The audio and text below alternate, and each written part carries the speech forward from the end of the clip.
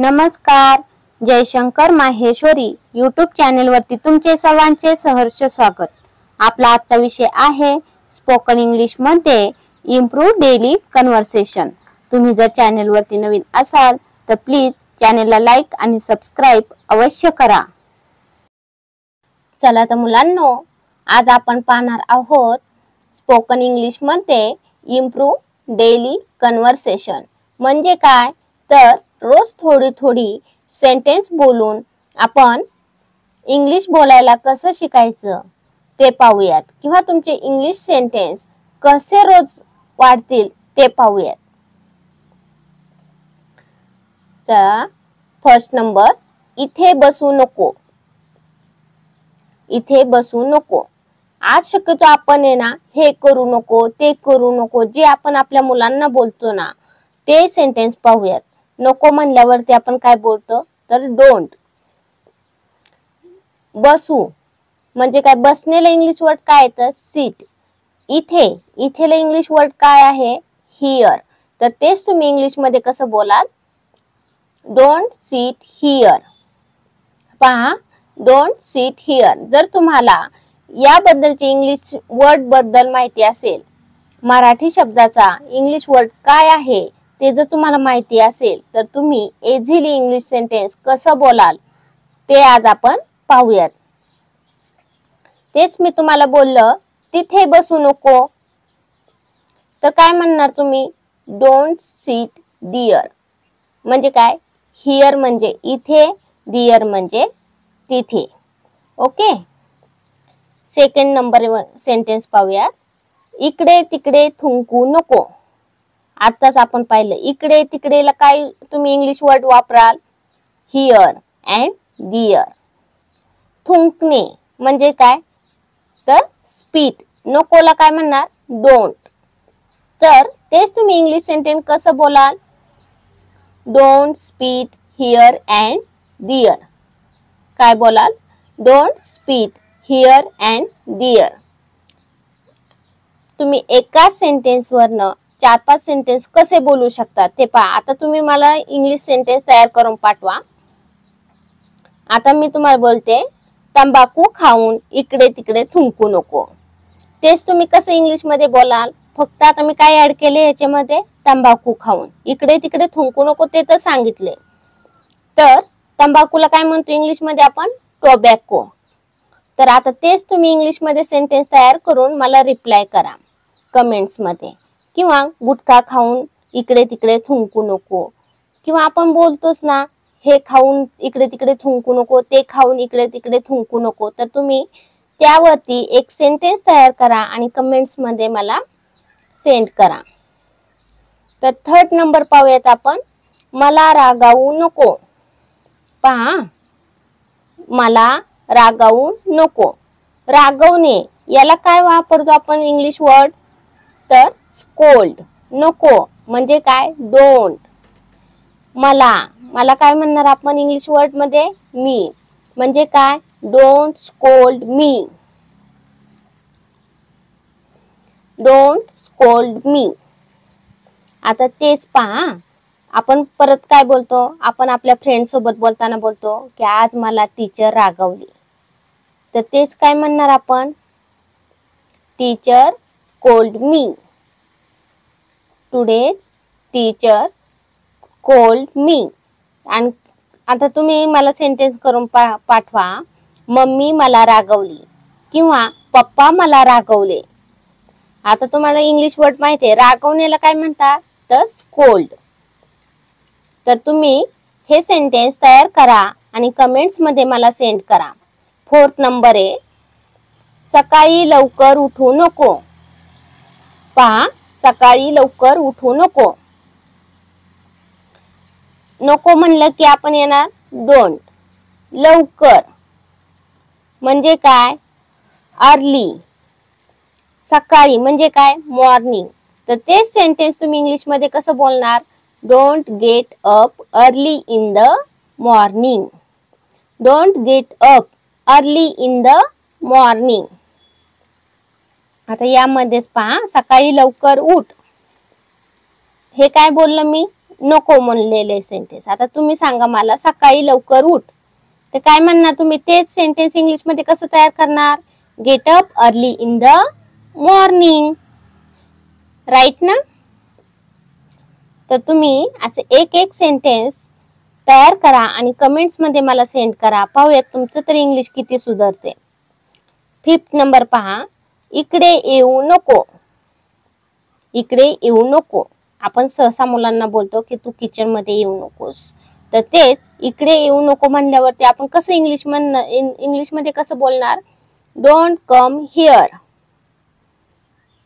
आणि तेच म्हणणार आपण आता. सपोज इकडे येऊ नको म्हणले मी, तर किचन मध्ये येऊ नकोस. तर कसं बोलणार? Don't come in the kitchen. Right? त्यांना सांगू नको. 6 नंबर, त्यांना सांगू नको. Don't tell them. काय बोलणार? Don't tell them. सांगणे म्हणजे काय? टेल. 7th नंबर, खोटे बोलू नको. तर खोटे बोलण्याला काय म्हणतात? लाय. नको म्हणल्यावरती डोंट. तर सिंपल सेंटेन्स आहे, डोंट लाय. काय बोलणार? डोंट लाय. आज मी तुम्हाला जवळपास सर्व सेंटेन्स निगेटिव्ह घेतलेले आहे.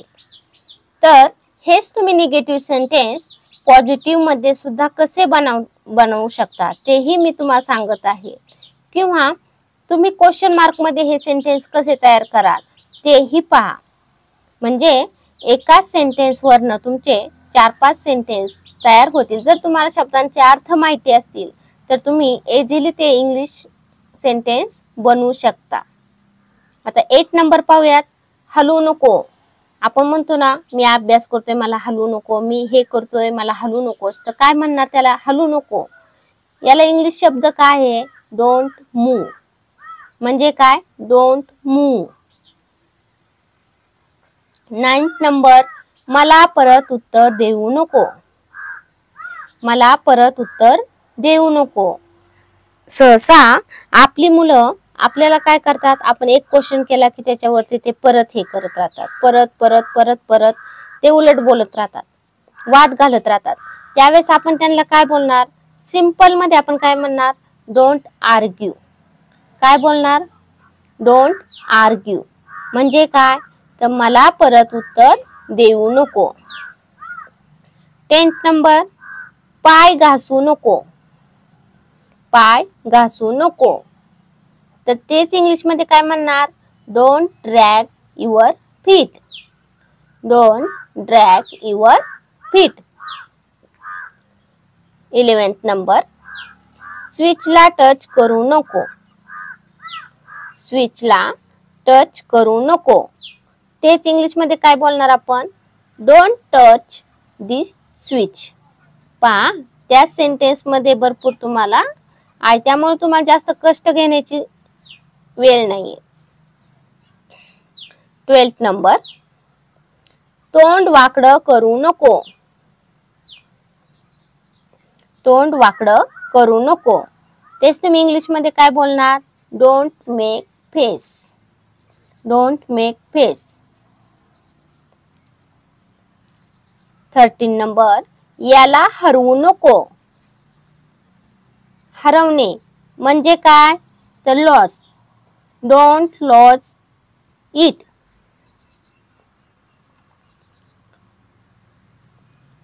आता 14 नंबर, याला तोडू नको.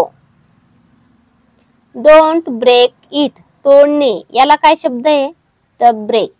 नको म्हणलं की डोंट. ओके. 15 नंबर, पप्पांना विचार. हा तर सहसा तुम्ही दिवसातनं 10 टाइम्स तरी हे सेंटेन्स तुम्ही मुलांसाठी यूज करता. तर तेच तुम्ही इंग्लिश मध्ये बोला. मुलंही तुम्हाला इंग्लिश मध्येच उत्तर देतील. आस्क युअर पप्पा. जर आपणच रेग्युलरली थोडे थोडे इंग्लिश सेंटेन्स वापरले तर मुलं आपोआप कॅप्चर करतात. आस्क युअर पप्पा. 16 नंबर, तुझी डायरी घेऊन ये. पहा, तुझी डायरी घेऊन ये. तर तेच इंग्लिश मध्ये काय म्हणणार, ब्रिंग युअर डायरी. डायरीला तर डायरी शब्द यूज केलाय, तुझी म्हणलं की युअर, फक्त काय तर घेऊन ए म्हणजे काय, ब्रिंग युअर डायरी. 17 नंबर, तुझे दात नीट घास. पहा, तुझे दात नीट घास. दात म्हणजे काय तर तीत, घासणे म्हणजे काय ब्रश, ब्रशने दात घासतो आपण. नीट म्हणजे काय प्रॉपरली. तर तेच तुम्ही इंग्लिश सेंटेन्स कसं बोलाल, ब्रश युअर टीथ प्रॉपरली. काय बोलाल, brush your teeth properly. 18 number, अन्न चावून खा. अन्न यासाठी काय आहे इंग्लिश वर्ड तर फूड. चावून म्हणजे काय च्यू, खा म्हणजे काय च्यू युअर फूड.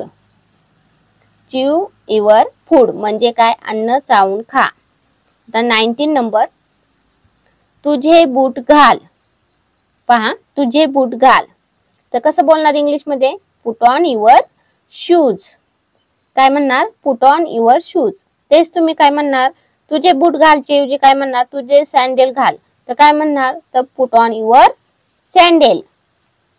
तुझे सॉक्स घाल तर काय म्हणणार, पुट ऑन युअर सॉक्स. तर एकाच सेंटेन्स वरनं तुम्ही 4-5 सेंटेन्स इझिली बनवू शकता. ज्यावेळेस तुम्हाला इंग्लिश म्हणजे मराठी शब्द आणि त्याचा इंग्लिश वर्ड काय आहे ते जर तुम्हाला प्रॉपरली माहिती असेल तर त्यापासून तुम्ही इझिली सेंटेन्स बोलू शकता. 20 नंबर, हळू बोल. स्पीक स्लोली किंवा स्पीक सॉफ्टली म्हणजे हळू बोल. दोन्हीचाही अर्थ एकच होतो. 21 नंबर, शाळेसाठी तयार हो. तर तेच तुम्ही काय म्हणणार, गेट रेडी फॉर स्कूल. आता शाळेसाठी तयार हो म्हणून काय म्हणले मी, गेट रेडी फॉर स्कूल. तर तेच तुम्हाला ऑफिस साठी तयार हो म्हणायचं असेल तर काय म्हणणार, गेट रेडी फॉर ऑफिस. असं सेंटेन्स तुम्ही तयार करू शकता. 22 नंबर्स, तुझे नाक स्वच्छ कर.